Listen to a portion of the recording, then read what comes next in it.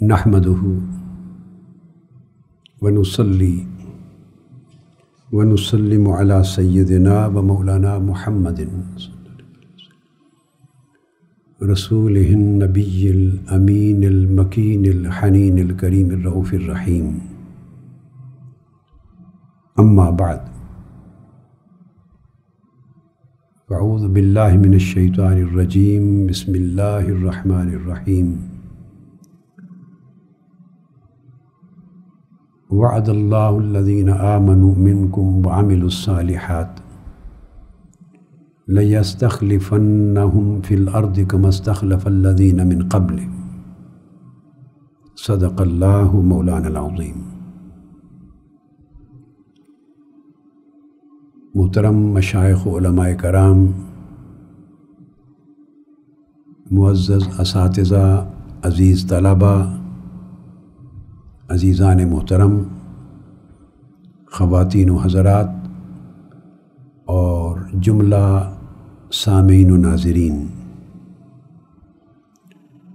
اللہ جل مجدہ کی توفیق سے ہم دفاع شان صدیق اکبر و فاروق اعظم رضی اللہ تعالیٰ عنہما کے موضوع پر ایک سلسلہ وار گفتگو کر رہے ہیں، اور آج اللہ رب العزت کی توفیق سے اس سلسلہ وار گفتگو میں ہم خلافت سیدنا صدیق اکبر رضی اللہ تعالیٰ عنہ کے باب میں بیعت سیدنا علی المرتضیٰ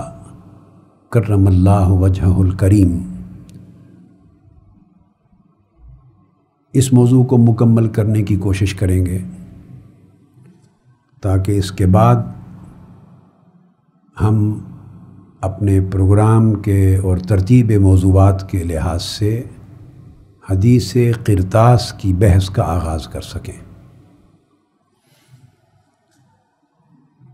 کل کی نشستوں میں، کل اور اس سے قبل کی نشستوں میں نے یہ بات واضح کی تھی کہ حضرات اہل تشیع کی کتب میں مولا علی شیر خدا رضی اللہ تعالی عنہ کی سیدنا صدیق اکبر رضی اللہ تعالی عنہ کی سے بیعت خلافت کرنے کے موضوع پر متضاد موقف ہیں ان کی اپنی کتب میں، اور وہ کسی ایک موقف پر شیعہ کتب متفق نہیں ہیں۔ تو میں نے اجمالاً ان کا ذکر کر دیا تھا، اور پھر ان میں سے دو نقطہ نظر کی تفصیلات بھی شیعہ کتب کے حوالہ جات سے پیش کر دی تھی۔ ایک موقف تو ان کی کتب میں یہ ملتا ہے کہ سیدنا مولا علی المرتضیٰ نے سرے سے بیعت کی ہی نہیں،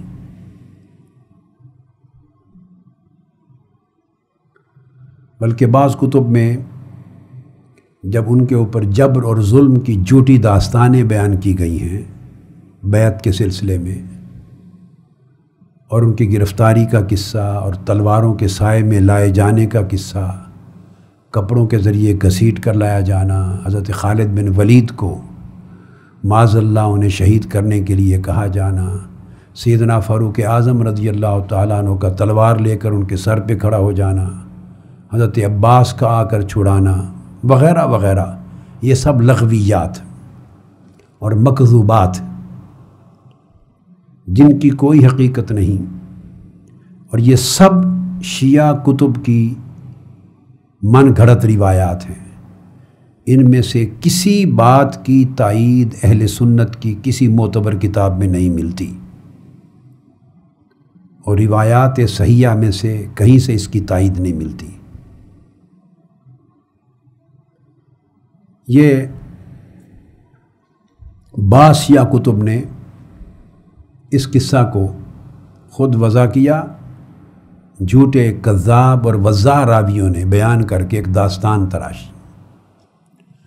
مگر اس باب میں جو چیز سامنے آتی ہے وہ یہ کہ حضرت عباس نے حضرت علی کرم اللہ وجہ الکریم کو معاذ اللہ شہید کیے جانے کے ڈر سے ان کا ہاتھ پکڑ کر زور سے حضرت صدیق اکبر کے ہاتھ کے ساتھ ملا دیا، ہاتھ کو ہاتھ سے ٹچ کر دیا، تو گویا یہ بیعت ہو گئی۔ تو ایک تو موقف ان کی کتابوں میں اس طرح کا آتا ہے جو کہ مضحک کا خیز ہے، اور 25 برس کی زندگی خلافت راشدہ کی، اس میں مولا علی شیر خدا کرم اللہ وجہ الکریم کا جو کردار رہا، اور نہج البلاغہ میں خلفائے راشدین کے حوالے سے جو درجنوں خطبات اور کئی خطوط جو آپ کے منقول ہیں خود نہج البلاغہ میں، اور جن کی تشریحات میں علامہ ابن ابی الحدید کی شرح نہج البلاغہ سے اور ابن میثم البحرانی کی شرح نہج البلاغہ سے اور الدرۃ النجفیہ کی شرح نہج البلاغہ سے اور علی نقی فیض الاسلام کی شرح نہج البلاغہ سے بہت سے ریفرنسز مع دیگر کتب کے جو ناسخ التواریخ ہیں اور کشف الغمہ ہے اور احتجاج تبرسی ہے اور کتاب الامالی ہے، درجنوں کتابوں سے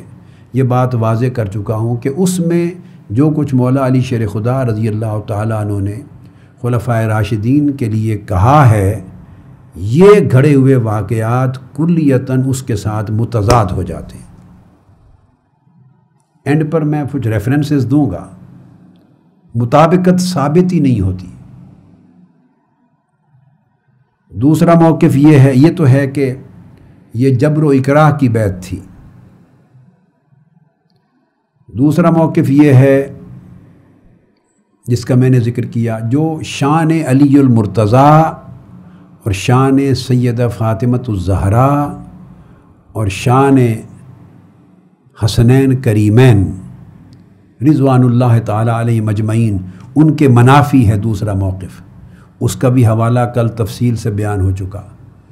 جس میں کتابوں میں شیعہ کتب میں یہ درج ہے کہ معاذ اللہ استغفر اللہ، حضرت علی شیر خدا خود نکلے، حضرت فاطمۃ الزہراء کو ساتھ لیا، حسنین کریمین کو لیا، اور ایک ایک دروازے پر گئے لوگوں سے تعاون طلب کرنے کے لیے کہ وہ ان کے حق میں بیعت خلافت کریں اور مولا علی شیر خدا کی خلافت متحقق ہو۔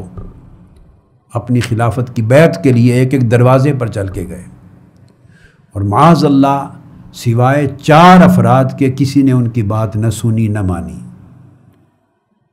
جن کا ذکر میں نے کل کر دیا تھا، 4 صحابہ کرام۔ اور حتیٰ کہ انہوں نے کہا بنو ہاشم اور اہل بیت میں سے بھی کسی نے ان کے ساتھ تعاون نہ کیا، اور سب نے سکوت اختیار کیا۔ یہ دوسرا موقف بھی سراسر اہل بیت اطہار کی شان اور سیدہ کائنات سلام اللہ علیہا ان کی شان، حسنین کریمین کی شان، اور خود مولا علی شیر خدا کرم اللہ وجہ الکریم کی شان کے سراسر منافی ہے۔ معمولی سی بھی عقل اور شعور اور فہم و بصیرت رکھنے والا آدمی یہ تصور نہیں کر سکتا کہ وہ خلافت کے اصول کے لیے اس حال تک چلے گئے ہوں گے، اور کل ہزارہا اہل مدینہ میں بشمول بنو ہاشم، بنو عباس، آل ابی طالب اور اہل بیت کے سمیت سب نے ان کی کال کو رد کر دیا ہوگا۔ معاذ اللہ استغفر اللہ۔ اگر سب نے کال کو رد کر دیا ہے تو پھر اس کا مطلب ہے ان کا کیس ہی نہیں بنا، وہ اپنا کیس اسٹیبلش نہیں کر سکے۔ اور بات بڑی واضح ہے، اگر وہ در در پہ گئے اور ان کے ہاتھ میں دلیل اگر حضور علیہ السلام کی وصیت کی ہوتی کہ آقا علیہ السلام نے وصیت فرمائی تھی، اور غدیر خم کے مقام پر جو آقا علیہ السلام نے فرمایا تھا من کنت مولاہ فعلی مولاہ، اگر اس کا معنی کم سے کم بنو ہاشم کو، بنو عباس کو، آل ابی طالب کو، دیگر اہل بیت کو اور چند 100 صحابہ کرام کو، کم سے کم جو اس حدیث کے اور واقعہ کے راوی ہیں، اگر ان کے ذہنوں میں بھی معنی یہ ہوتا کہ وہ من کنت مولاہ فعلی مولاہ، اس کا معنی ہے حضرت علی کی خلافت بلا فصل، کہ حضور علیہ السلام کے بعد آقا علیہ السلام نے اس اعلان کے ذریعے آپ کو خلیفہ المسلمین امیر المؤمنین مقرر کر دیا اور آپ کے امام اور خلیفہ ہونے کا اعلان فرما دیا۔ اگر یہ معنی چند ایک کے ذہنوں میں بھی ہوتا تو معاذ اللہ استغفر اللہ وہ ہر دروازے سے ناکام واپس نہ لوٹتے۔ جنہوں نے اپنے کانوں سے تاجدار کائنات صلی اللہ علیہ وسلم کی زبان اقدس سے یہ فرمان سن رکھا تھا، وہ حیا کرتے۔ کم سے کم بنو ہاشم، بنو عباس، آل ابی طالب اور اہل بیت کے افراد تو اس کا پاس کرتے۔ لہذا یہ دوسرا قول بھی سراسر مردود ہے۔ تو پہلا قول ظلم اور جبر کا، اور دوسرا قول در در پہ جا کے آواز دینے کا اور ناکام واپس لوٹنے کا، دونوں مردود ہیں، باطل ہیں۔ اور پھر آپ دیکھیے کہ دونوں اقوال میں ایک تضاد ہے، ان بٹوین، بین السطور ایک تضاد بھی نظر آتا ہے، ٹکراؤ ہے۔ ایک ہی کام ہو سکتا ہے، اگر تو معاذ اللہ پکڑ کے گرفتار کر کے لایا جاتا ہے بیعت کے لیے، تو انہیں مدینہ طیبہ کے ایک ایک دروازے پر جا کر بیعت کی دستک دینے کی چھٹی کھلی کس نے دی؟ یہ اجازت کیسے مل گئی؟ یہ آزادی کا ماحول کس طرح مل گیا کہ ایک ایک دروازے پر جا کر وہ دستک دیں اور اپنی خلافت کے لیے لوگوں کی رائے ہموار کرنے کی کوشش کریں؟ اگر یہ کرنے کا موقع ان کو ملا تو اس کا مطلب ہے پھر ظلم اور جبر نہیں ہوا تھا۔ تلوار استعمال کرنے والے تو صرف ایک تلوار کی زبان میں بات کرتے ہیں، وہ کسی کو کیوں موقع دیں گے کہ وہ ایک ایک گھر جا کے کنونس کریں، لوگوں کو رائے عامہ ہموار کریں؟ اور اگر ایک ایک دروازے پر جا کر کنونس کیا ہے تو پھر تلوار اور ظلم و جبر کی داستان جھوٹی ہے۔ تو دونوں اقوال متضاد ہیں۔ اور تیسرا قول جس کا میں نے ذکر کیا شیعہ کتب سے، کل میں نے 3 اقوال پر تفصیلی گفتگو کی تھی، آج میں خلاصتاً ریپیٹ کر رہا ہوں۔ تیسرا قول ان پہلے دونوں اقوال سے مقابلتاً بہتر ہے، ان کے مقابلے میں صحیح ہے، قرین قیاس، جس میں مولا علی شیر خدا رضی اللہ تعالیٰ عنہ نے خود فرمایا، اور میں نے کل اس کا حوالہ تفصیل کے ساتھ آپ کو پیش کر دیا تھا شرح نہج البلاغہ سے، ابن میثم کا، ابن ابی الحدید کا، دیگر کتب سے، جس میں مولا علی شیر خدا فرماتے ہیں کہ میں نے جب دیکھا آقا علیہ السلام کے وصال کے بعد کہ فتنہ پیدا ہو گیا ہے دین اسلام میں، لوگ جھوٹے مدعیان نبوت کی شکل میں اعلان ہونے لگے اور قبائل مرتد ہو گئے، منکرین زکوٰۃ کھڑے ہو گئے اور کئی قبائل دین سے روح گرداں ہو گئے، تو جب میں نے دیکھا کہ لوگ منحرف ہو رہے ہیں اور دین اسلام کی جو قوت ہے، اجتماعیت ہے، اس کی مرکزیت ہے، اس میں انتشار پیدا ہو رہا ہے، کمزوری آ رہی ہے، تو میں نے دین کے دفاع کے لیے یعنی دفع شر کے لیے خود چل کر حضرت ابو بکر کے پاس چلا گیا اور میں نے بیعت کر لی۔ تیسرا قول یہ ہے۔ اب میری کل کی گزشتہ نشست میں تفصیل کے ساتھ میں نے پوری عبارات پڑھ کے بتا دی حوالوں کے ساتھ، اب تو میں ملخص دے رہا ہوں صرف۔ اب اس صورت میں پہلے دونوں قول رد ہو گئے کہ آپ نے دیکھا کہ دین اسلام پر برا وقت ہے، فتنوں کا وقت ہے، اور یہ وہ فتنے ہیں جن کی نشاندہی آقا علیہ الصلوۃ والسلام نے خود فرما دی تھی جب تعلیم دی تھی علیکم بسنتی و سنت الخلفاء الراشدین المہدیین، کہ جو لوگ تھوڑا عرصہ بھی میرے بعد زندہ رہیں گے وہ فسیرا اختلافاً کثیرا، وہ بڑے اختلاف اور فتنوں کو آنکھوں سے دیکھیں گے۔ اس وقت جب فتنوں کا دور ہوگا تو خلفاء راشدین کی سنت کو تھام لینا، اس کا عملی نمونہ اور عملی پیکر بنے سیدنا علی المرتضیٰ کرم اللہ وجہہ الکریم۔ یہ تیسرا موقف تھا جو شیعہ کتب سے میں نے کل بیان کیا، اور اس پر میں نے اہل سنت کتب کا کوئی حوالہ نہیں دیا، سب شیعہ کتب سے بیان کیا۔ اور یہ قرین قیاس ہے کہ اسلام کو ان حوادث سے، فتنوں سے، بیرونی حملوں سے، اندرونی سازشوں سے، مرتدین اور منکرین اور جھوٹے مدعیان نبوت کے حملوں سے بچانے کے لیے، اور شرازہ کہیں دین کا اور امت کا منتشر نہ ہو جائے، اس کو سنبھالنے کے لیے فرماتے ہیں کہ میں خود چلا گیا اور رضامندی سے حضرت ابوبکر صدیق سے بیعت کر لی۔ اس کے بعد آپ فرماتے ہیں بیعت تو کی میں نے ان حالات کے تقاضے کے تحت دفع شر کے لیے، اور حکمت اور مصلحت دین کی اس میں دیکھی، خیر اس میں دیکھی، بیعت اس لیے کر لی۔ مگر تھوڑے ہی دنوں میں جب میں نے دیکھا ابوبکر صدیق کو امور خلافت چلاتے ہوئے، تو میں نے دیکھا کہ وہ بہت راست انداز کے ساتھ چل رہے ہیں، ان میں تقوی، ان میں صلاح ہے، ان میں بھلائی ہے، دین کی اقدار کو مستحکم کیا، ہر ایک کو انصاف دیا، لوگوں کو سہولتیں دیں، امور خلافت کو بطریق آسن چلایا۔ جب میں انہیں ہر لحاظ سے خیر پہ پایا تو فرماتے ہیں میں پھر ان کے جمیع امور خلافت میں ان کے ساتھ شریک کار ہو گیا، ان کے وزیر اور مشیر بن کے پھر ساتھ رہے۔ یہ تیسرا قول ہے، اس میں نہ ظلم و جبر رہتا ہے، وہ اڑ گیا سارا، وہ ایک منصوب، وہ داستان وہ ساری ختم ہو گئی، اور نہ دروازوں پر جا کر معاذ اللہ خلافت کے لیے دستک دینے کا تصور آتا ہے۔ اور یہ بات سیدنا علی شیر خدا کرم اللہ وجہ الکریم کی اپنی غیرت دینی کے ساتھ مطابقت بھی رکھتی ہے، جنہوں نے آقا علیہ السلام کی بارگاہ میں رہ کر، اور آپ کی بچپن سے جن سے آقا علیہ السلام کی جنہوں نے تربیت لی ہو اور صحبت پائی ہو، بات سمجھ میں بھی آتی ہے کہ ان کے اندر دین کی غیرت کتنی ہوگی،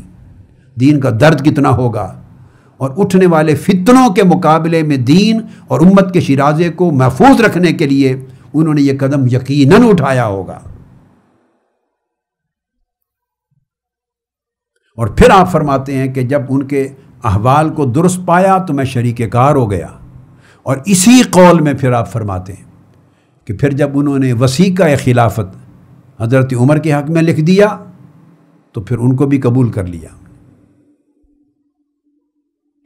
یہ جو قول ہے بیعت خلافت کا، خلافت صدیقی سے بھی اور خلافت فاروقی پر بھی، یہ ان تینوں اقوال سے بہتر نظر آتا ہے۔ تو گویا یہ دفع شر کے لیے اور دین کی حکمت و مصلحت کے لیے بیعت کرنا، یہ تیسرا قول ہے۔ ہمارے ہاں اہل سنت میں سیدنا علی شیر خدا کی بیعت کرنے کے مسئلہ پر تضاد نہیں ہے، شیعہ کتب میں تضادات ہیں۔ تو دیکھنا یہ ہے تمام اہل تشیع حضرات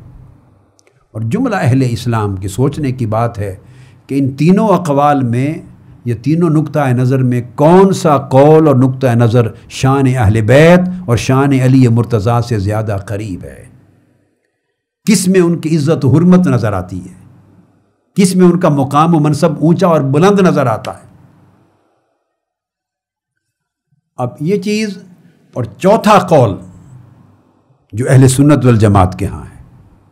وہ یہ کہ مولا علی شیر خدا کرم اللہ وجہ الکریم، جس کی بات آج کر رہا ہوں، نے رضا و رغبت کے ساتھ سیدنا ابو بکر صدیق کے دست اقدس پر بیعت خلافت کی، برضا و رغبت کی، انہیں حقدار سمجھتے ہوئے کی،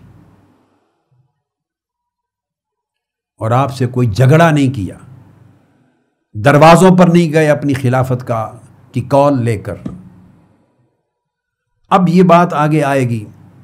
اس پر کتب میں، شیعہ کتب میں بھی اختلاف یہ پایا جاتا ہے کہ جو مانتے ہیں علماء اہل تشیع کے بیعت کی، خواہ بالجبر والاکراہ کی،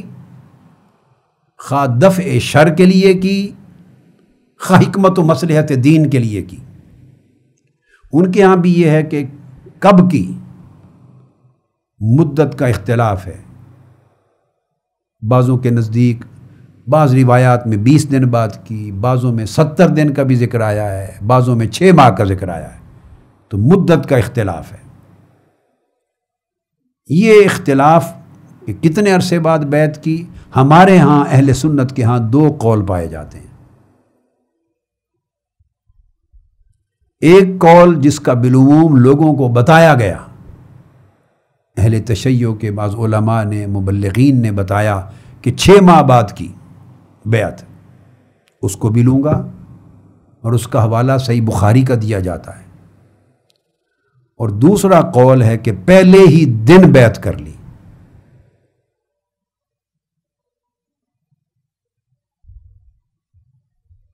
پہلے دن سے میری مراد ائمہ حدیث نے پہلا دن بھی لکھا ہے، اور وہ پہلا دن پھر ثقیفہ بنو ساعدہ کا دن ہے۔ دوسرا دن بھی لکھا ہے ثقیفہ بنو ساعدہ کے بعد جب بیعت عامہ ہوئی ہے سیدنا صدیق اکبر رضی اللہ تعالیٰ عنہ کی مسجد نبوی میں، تو اس دوسرے دن بیعت عام میں کی ہے، تو یہ بیعت عام کے اعتبار سے پہلا دن بن جاتا ہے۔ ایک قول یہ ہے۔ اب میں فائنل اوپینین آپ کو اینڈ میں جا کے دیتا ہوں، اب ان کا تجزیہ کرتے ہیں۔ یہ روایت کہ 6 ماہ کے بعد بیعت کی، اس کو پہلے لیتے ہیں۔ یہ صحیح بخاری میں ہے، اور یاد رکھ لیں کہ اصل یہ روایت اس کی راوی ام المومنین حضرت عائشہ صدیقہ رضی اللہ تعالی عنہا ہیں، مگر لکھنے پڑھنے والوں کو اس باب میں ایک بڑا مغالطہ لگا ہے، اور مغالطہ یہ لگا ہے، انہوں نے سمجھا کہ یہ قول کہ 6 ماہ کے بعد بیعت کی ہے سیدنا علی شیر خدا نے رضی اللہ تعالی عنہ نے، یہ بذات خود یہ قول بھی ام المومنین حضرت عائشہ صدیقہ رضی اللہ تعالی عنہ کا ہے، یہ مغالطہ لگا ہے۔ اب میں بتا رہا ہوں، اور اہل علم کتب کو کھول کر کھنگال کے دیکھ سکتے ہیں، یہ روایت منقطع ہے، اور یہ قول کہ 6 ماہ بعد بیعت کی حضرت فاطمۃ الزہرا رضی اللہ تعالیٰ عنہ کے وصال کے بعد، یہ الفاظ ام المومنین سیدہ عائشہ صدیقہ رضی اللہ تعالیٰ عنہ کے نہیں ہیں، سو یہ حدیث نہ ہوئی۔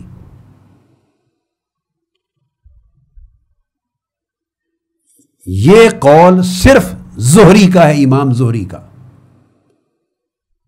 ان سے کسی نے روایت کے بیان میں آگے پوچھا، اور یہ روایت اس میں ادراج ہوا ہے، مدرج ہے، ضعیف ہے۔ ان سے پوچھا کہ کتنا عرصہ بعد حضرت فاطمۃ الزہرا کے وصال ہوا؟ وہ جواب دیتے ہیں 6 ماہ بعد۔ کتنا عرصہ بعد آپ نے بیعت کی؟ تو ان کی وصال کے بعد بیعت کی۔ یہ سارا قول زہری کا ہے، اس میں شک نہیں ہے کہ اس کو درج کیا ہے امام بخاری نے، مگر ہر بات جو امام بخاری نے درج کر دی ہو، ہم سند دیکھے بغیر، اور قول کس کا ہے، آیا حدیث ہے یا قول ہے، آنکھیں بند کر کے اس چیز پر عمل نہیں کیا کرتے۔ اہل سنت کے ہاں علم الحدیث میں ایک فن ہے، ورنہ صحیح بخاری میں رفع یدین کی احادیث موجود ہیں، تو اگر آنکھیں بند کر کے ہر ایک پر عمل کرنا ہوتا تو احناف ساری دنیا کے رفع یدین کیا کرتے ہوتے۔ ہمارا عمل ترک رفع یدین پر ہے۔ امام بخاری نے باب بنائے ہیں آمین بالجہر کے، گو حدیث آمین بالجہر کے عنوان کے تحت ایک بھی متن حدیث میں آمین بالجہر کہنے کی حدیث نہیں لا سکے۔ وہ فضیلت ہے تامین کی، آمین کے کہنے کی فضیلت ہے، مگر باب آمین بالجہر کا کیا ہے، امام بخاری نے بیان کیا ہے۔ ہم آنکھیں بند کر کے نہیں چلتے۔ اہل سنت کے ہاں علم الحدیث میں بڑی احتیاط ہے، صرف اس قدر ہے کہ جو وہ روایت کرتے ہیں وہ امام بخاری کا درجہ تمام کتب سے اصح ہے، سند کے اعتبار سے، اسناد کے اعتبار سے سب سے زیادہ صحیح ہے۔ سند میں غلطی نہیں ہے، مگر میں فرق اور بیان کر رہا ہوں، سند پہ تان نہیں کر رہا، میں بیان کر رہا ہوں کہ ام المومنین عائشہ صدیقہ رضی اللہ تعالیٰ عنہ کا قول ختم ہو گیا ہے، اس کے بعد قالا کہہ کر، یہ میں بحث آپ کو پورا حدیث اس کا متن کل جب مسئلہ فدق پر بحث کروں گا انشاءاللہ تعالی، تو میں اس حدیث کا پورا متن پڑھ کے آپ کو سناؤں گا۔ آج میں پاسنگ ریفرنس دے رہا ہوں، پوری تمام متن دکھاؤں گا۔ اس میں حضرت عائشہ صدیقہ رضی اللہ تعالی عنہ بیان کر رہی ہیں، اور درمیان میں آگے چل کے قالا کا لفظ آتا ہے۔ یہ قالا سے مراد امام زہری کا قول ہے، اور اس کی تائید تمام دیگر کتب حدیث میں آگے ہو جاتی ہے۔ یہ امام زہری کا خیال ہے کہ بیعت 6 مہینے کے بعد کی، تو گویا یہ حدیث مرفوع اور متصل نہ رہی، منقطع ہو گئی یہ روایت۔ یہ حضرت عائشہ صدیقہ تک اس کا رفع نہیں ہے، اور امام زہری نے یہ بات کس سے سن کر کہی وہ بھی درج نہیں ہے۔ تو اس روایت کی حقیقت تو یہ ہے کہ یہ سند منقطع ہے، اور امام زہری نے خود وہ دور ہی نہیں پایا۔ ان کی وفات 124 ہجری میں ہوئی۔ انہوں نے سیدنا صدیق اکبر کا اور سیدنا مولا علی شیر خدا کا وہ بیعت کا وہ دور پایا ہی نہیں ہے۔ یقیناً انہوں نے یہ بات کسی سے سنی ہے، کس سے سنی ہے اس کا ذکر روایت کی سند میں نہیں ہے۔ کس نے ان کو خبر دی اس کا ذکر نہیں آیا۔ نتیجہ اس کا یہ ہوا کہ ایک طرف تو مولا علی شیر خدا پہلے ہی دن سے سیدنا صدیق اکبر کے پیچھے پنجگانہ نماز ادا کر رہے ہیں، اور نماز ادا کرنا خلیفہ وقت امیر المومنین ہی امامت کراتے تھے، اور آقا علیہ السلام نے حیات طیبہ میں ہی وصال مبارک سے پہلے 3 دن آخری ایام ان کو امام مقرر کر دیا تھا، اور تسلسل سے آپ پنجگانہ نماز ان کی امامت میں ادا کر رہے تھے ابتدا میں۔ یہ بات سمجھ میں نہیں آ سکتی کہ نماز تو روزانہ پنجگانہ ان کے پیچھے پڑھ رہے ہوں، بہیں طور امام مان رہے ہوں، اور بیعت 6 مہینے کے لیے مؤخر کر دی ہو۔ یہ روایت منقطع ہے۔ اب اس منقطع روایت کے مقابلے میں اب میں اس کو بتا دیتا ہوں، یہ 6 ماہ بعد روایت کرنے والی جو صحیح بخاری یہ عقیل بن خالد روایت کرتے ہیں ابن شہاب زہری سے، جبکہ اصل حدیث میں نے آپ کو بتائی چل رہی تھی سید عائشہ صدیقہ رضی اللہ تعالی عنہ سے، اور یہاں پہنچ کر ابن شہاب زہری سے ایک شخص آگے پوچھتا ہے جس کی تصریح امام بہقی نے کی ہے جلد 6 صفحہ 300 میں، اپنی سنن کبریٰ میں بھی کی ہے، اور اپنی کتاب الاعتقاد میں بھی امام بہقی نے اس کی تصریح کی ہے۔ ایک شخص پھر آگے آپ سے سوال کرتا ہے کتنے عرصے کے بعد بیعت کی سیدنا علی شیر خدا کرم اللہ وجہ الکریم نے؟ اس کے وہ جواب میں دیتے ہیں، اور یہ معمر نے ابن شہاب سے یہ روایت لکھی۔ وہ کہتے ہیں، معمر خود کہتے ہیں قلت للزہری،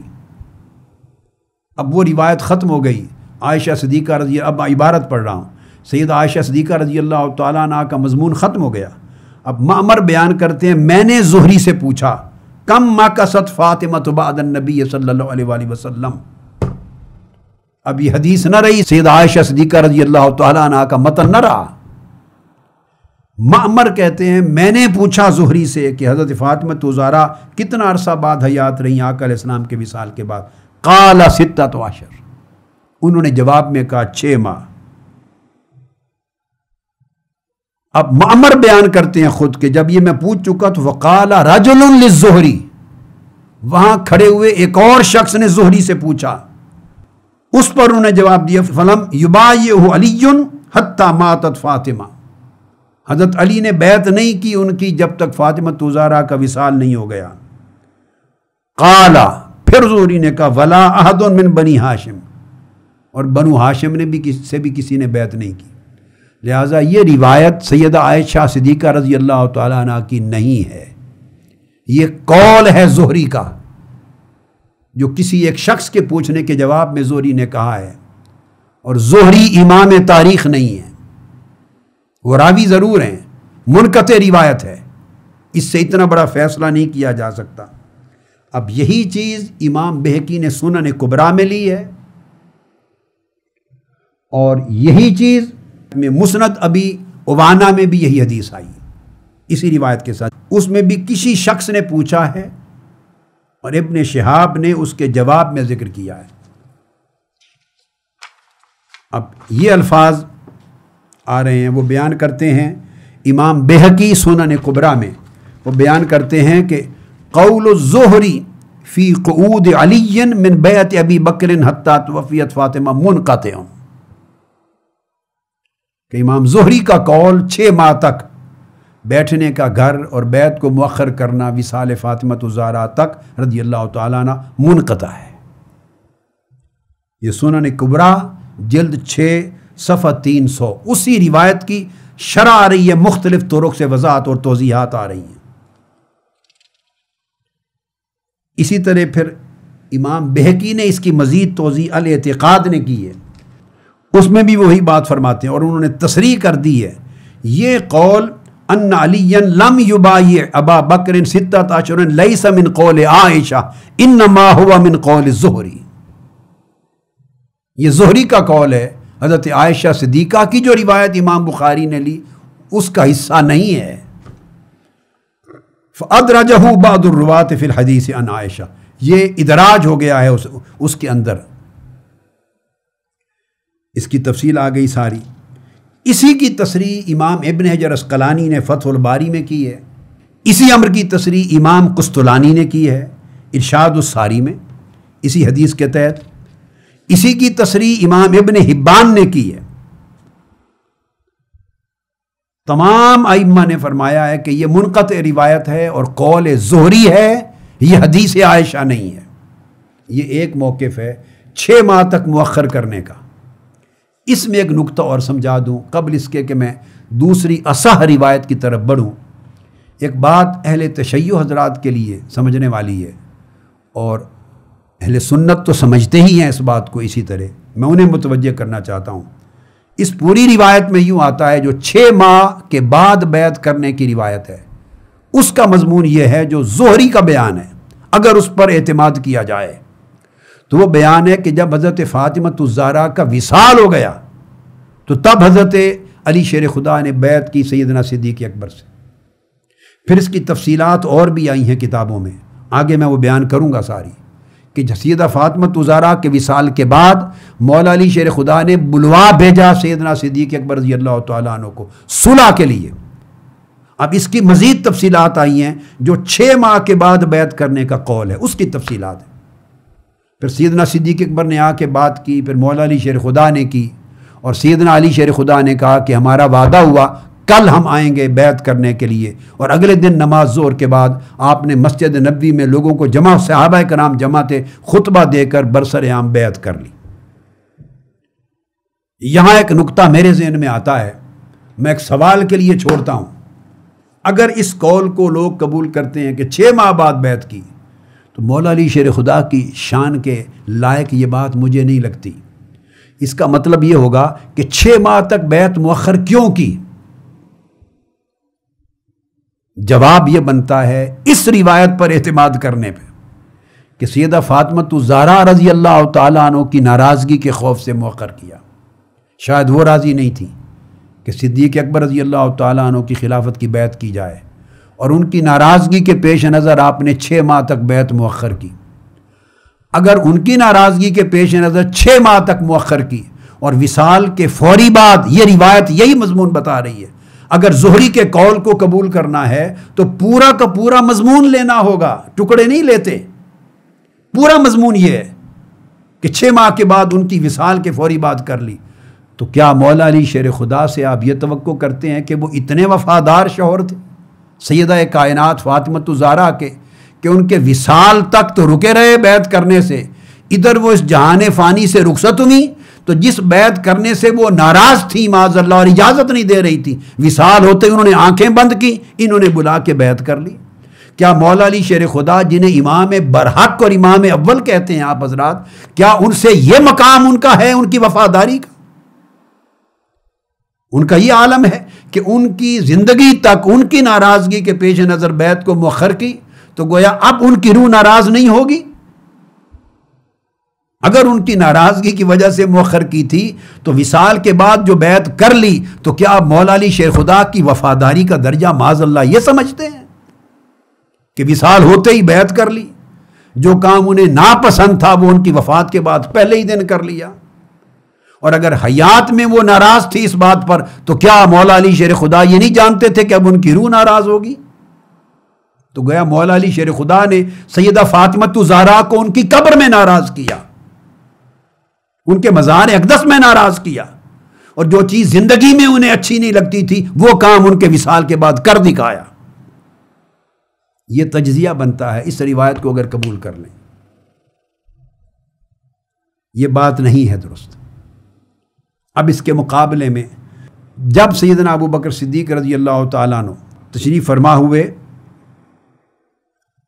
بیعت عام کے لیے مسجد نبوی میں،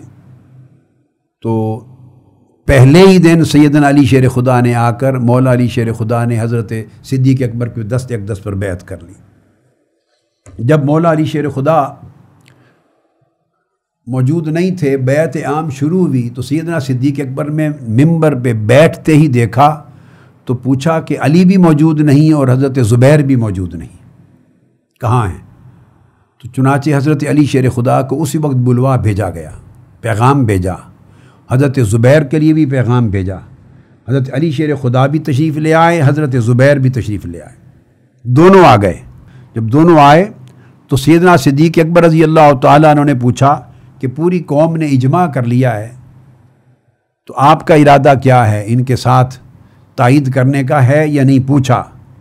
تو اس وقت سیدنا علی شیر خدا نے بڑھ کر مولا علی شیر خدا نے حضرت صدیق اکبر رضی اللہ تعالیٰ عنہ کے ہاتھ پکڑے اور کہا کہ ابو بکر بھائی، میں جماعت میں کوئی افتراق نہیں چاہتا، ہاتھ بڑھائیے، اور آپ نے ہاتھ بڑھا کر مجمع عام کے سامنے بیعت کر لی۔ یہ پہلا دن تھا بیعت عام کا مسجد نبوی کے اندر۔ فرمایا لا تثریبا یا خلیفۃ رسول اللہ فبایعہ، کوئی عذر نہیں ہے مجھے، اے اللہ کے رسول کے خلیفہ آپ سے بیعت کرنے میں کوئی عذر نہیں، فبایعہ، سو انہوں نے بیعت کر لی۔ اس کے بعد زبیر بن عوام سے پوچھا، انہوں نے بھی یہی جواب دیا، لا تثریبا یا خلیفۃ رسول اللہ فبایعہ، سو انہوں نے بھی بیعت کر لی۔ اب یہ جو حدیث صحیح ہے، ابو سعید خدری رضی اللہ تعالیٰ عنہ جس کو روایت کر رہے ہیں، اور پھر اینڈ پر لکھتے ہیں حافظ ابن کثیر کہ فیہ فائدۃ جلیلہ وہی مبایعۃ علی ابن ابی طالب اما فی اول یوم او فی الیوم الثانی من الوفات۔ اس حدیث سے یہ ثابت ہو جاتا ہے کہ مولا علی شیر خدا نے بیعت جو کی سیدنا صدیق اکبر کی، بغیر جبر کے، بغیر اکراہ کے، بغیر اختلاف اور نزاع کے، یا پہلے ہی دن کر لی یا وصال مبارک کے دوسرے دن کر لی۔ اور وہ فرماتے ہیں کہ یہ حق ہے، ھذا حق فإن علی بن ابی طالب لم یفارق الصدیق فی وقت من الاوقات، وہ کسی ایک لمحہ صدیق اکبر سے جدا ہوئے ہی نہیں، اور آپ کا یہ بیعت کر لینا حق ہے۔ اس کے بعد مزید دوسرے اور طرق سے یہ روایات آئی ہیں، اب وہ سنیے اسی کے اوپر۔ جب سیدنا صدیق اکبر نے دیکھا کہ حضرت علی شیر خدا اور حضرت زبیر بن العوام موجود نہیں، میسج بھیجا، وہ خود تشریف لے آئے، تشریف لائے، ان سے بات کی تو انہوں نے کہا، سیدنا ابو بکر صدیق رضی اللہ تعالیٰ عنہ ان سے کہا، اب یہ چونکہ ثقیفہ بنو ساعدہ کا واقعہ ایک دن پہلے کا گزر چکا تھا، یہ بیعت عام ہو رہی ہے مسجد نبوی میں، بس اب حقیقت اتنی ہے کہ اس پر کچھ ناراضگی تھی، چونکہ ثقیفہ بنو ساعدہ کا واقعہ آل آف سڈن ہوا۔ اب یہ اپنی اپنی سوچ ہے، ایک انداز ہے سوچنے کا، ایک سوچ یہ ہے، یہ ذہن کی گندگی اور پراگندگی ہے، اسے افسانہ بنا دیا جائے کہ آقا علیہ السلام کا جسد مبارک موجود ہے، تدفین نہیں ہوئی، قبر انور میں ابھی تدفین نہیں ہوئی، جنازہ نہیں ہوا، تو ان کو معاذ اللہ خلافتوں کی پڑ گئی، ان کو معاذ اللہ حکومتوں کی پڑ گئی۔ یہ ایک انداز ہے سوچنے کا، منفی اور تخریبی انداز ہے، اور وہ لوگ ایسی بات کر سکتے ہیں جنہیں آقا علیہ السلام کے تلامذہ کے اوپر اعتماد نہ ہو۔ مگر واقعہ کی طرف آئیے، اصل واقعہ کیا ہے ثقیفہ بنو ساعدہ کا، یہ تمام کتب حدیث میں تفصیل کے ساتھ ہے، اور پھر اس پر مولا علی شیر خدا کا نقطہ نظر کیا ہے، حضرت زبیر بن العوام کا، دونوں کا، وہ بھی پڑھیے۔ واقعہ فقط اتنا ہے کہ سیدنا صدیق اکبر اور سیدنا فاروق اعظم دونوں آقا علیہ السلام کے جسد پاک اور آپ کے قریب بیٹھے تھے وصال کے بعد۔ یہ تمام کتب میں سنی اور شیعہ، ان کے ریفرنسز آگے آئیں گے، میں انشاءاللہ دوں گا ان تمام چیزوں، ابھی میں اس وقت آپ کو اجمالاً واقعہ عرض کر رہا ہوں۔ جب وصال ہوا، ثبوت دے رہا ہوں، یہ کہنا کہ حضور کا جسد پاک چھوڑ دیا، جنازہ چھوڑ دیا، حضرت علی شیر خدا حضور کے پاس رہے اہل بیت، اور یہ اپنی خلافتوں اور حکومتوں کے لیے ثقیفہ بنی ساعدہ پہنچ گئے، اسے سازش قرار دینا، اور یہ کہنا کہ آقا علیہ السلام کے قریب تک نہ تھے، نہ نماز میں تھے، نہ جنازے میں تھے، نہ تدفین میں تھے، یہ سب کذب ہے، جھوٹ ہے، تہمت ہے، اتہام ہے، جہالت ہے۔ سنیے ثبوت کیا ہے، کل کتب میں ہے، سنی اور شیعہ کتب میں، جس کے حوالے آگے انشاءاللہ آ رہے ہیں، کہ جب آقا علیہ الصلوۃ والسلام کا وصال ہوا تو سیدنا عمر فاروق رضی اللہ تعالیٰ عنہ تھے، یہ کہنا کہ وہ موجود نہیں تھے یہاں، وہاں گئے ہوئے تھے، کون تھے؟ یہ سیدنا فاروق اعظم تھے، جنہوں نے تلوار نکال لی تھی اور کہا تھا کہ جس نے کہا کہ محمد کا وصال ہو گیا، وفات پا گئے، میں اس کا سر قلم کر دوں گا۔ آقا علیہ السلام کے جسد پاک اور چارپائی مبارک کے پاس کھڑے کہہ رہے تھے۔ سیدنا صدیق اکبر رضی اللہ تعالیٰ عنہ مسجد نبوی میں تھے۔ کبھی آپ نے سوچا فاصلہ کتنا ہے جو آپ نے کہا دور چلے گئے؟ مسجد نبوی کے صحن میں حجرہ سیدہ عائشہ صدیقہ رضی اللہ تعالیٰ عنہ کا دروازہ کھلتا تھا، دروازے سے ایک قدم باہر رکھیں تو مسجد نبوی آ جاتی، اور مسجد نبوی اس وقت کی وہ نہیں تھی جو آج آپ کو دکھائی دیتی ہے، وہ ریاض الجنہ کا جو حصہ ہے تھوڑا سا، آپ منبر رسول بھی دیکھتے ہیں، وہ 2 قدموں کا فاصلہ ہے۔ یہ حجرہ ہے عائشہ صدیقہ رضی اللہ تعالیٰ عنہ کا، جہاں وصال ہوا ہے، اور سیدنا صدیق اکبر اس وقت مسجد نبوی کے صحن میں پریشان بیٹھے تھے۔ صحابہ کرام دوڑ کر گئے اور عرض کیا یا سیدنا صدیق اکبر یا صاحب رسول اللہ، عمر فاروق یہ کہہ رہے ہیں۔ فاروق اعظم رضی اللہ تعالیٰ عنہ کا ایک خیال یہ تھا، جو بعد میں انہوں نے اصلاح کر لی اپنی، ان کا خیال یہ تھا کہ حضور علیہ السلام کی وفات نہیں ہو سکتی، یہ کتب میں آیا ہے، اور ایک خیال یہ تھا کہ اگر وفات ہوئی ہے تو دوبارہ مبعوث ہوں گے۔ ان کے ذہن میں یہ تھا کہ جب تک روم اور فارس کی تمام فتوحات نہ ہو جائیں، جن کا ذکر سورۃ الفتح میں قرآن مجید میں اللہ پاک نے کیا تھا، وہ فتوحات جن کی آج تمہیں قدرت نہیں،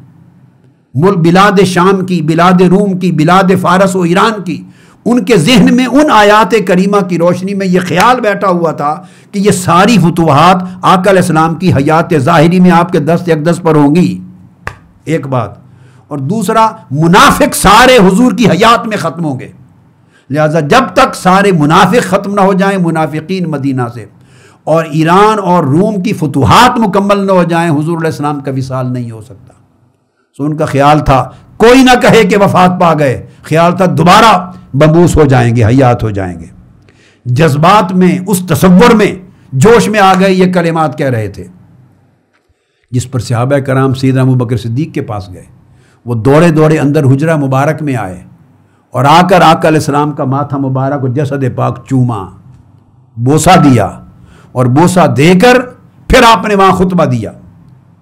کہ جو شخص محمد رسول اللہ صلی اللہ علیہ وسلم کی عبادت کرتا تھا، اگر یعنی انہیں معبود سمجھتا تھا، تو وہ جان لے کہ حضور وصال فرما گئے،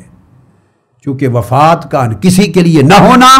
یہ شان الوہیت ہے، اور جو اللہ کی عبادت کرتا تھا وہ جان لے کہ اللہ حی لا یموت ہے۔ اس پر سیدنا فاروق اعظم رضی اللہ تعالیٰ عنہ نے یہ خطبہ سن کر اپنا کنسیپٹ کلیئر کیا۔ اب یہ سارا واقعہ جو کتب اہل سنت اور کتب شیعہ میں ہر جگہ آیا ہے، یہ سب کچھ کیا بتاتا ہے؟ یہ سارا واقعہ بیعت عائشہ صدیقہ رضی اللہ تعالیٰ عنہ میں آقا علیہ السلام کی بارگاہ میں ہو رہا ہے، وہیں موجود بیٹھے تھے کہ جب سیدنا صدیق اکبر کو یہ خبر پہنچی کہ انصار نے اپنا اجلاس شروع کر لیا ہے ثقیفہ بنو ساعدہ میں، اور وہاں وہ اپنے امیر کا اعلان کرنے والے ہیں، جس ثقیفہ بنو ساعدہ کو ایک گھناؤنی سازش کی داستان بنا کر پیش کیا جا رہا ہے۔ عزیزان محترم، تھوڑے تحمل سے تعصب کو، اناد کو، عداوت کو، منفی خیالات کو ذرا تھوڑی دیر کے لیے ذہن سے نکال کے نیوٹرل ہو کے سوچیں، اس وقت کی پوری پولیٹیکل سچویشن کا انالیسس کرتے ہوئے سوچیں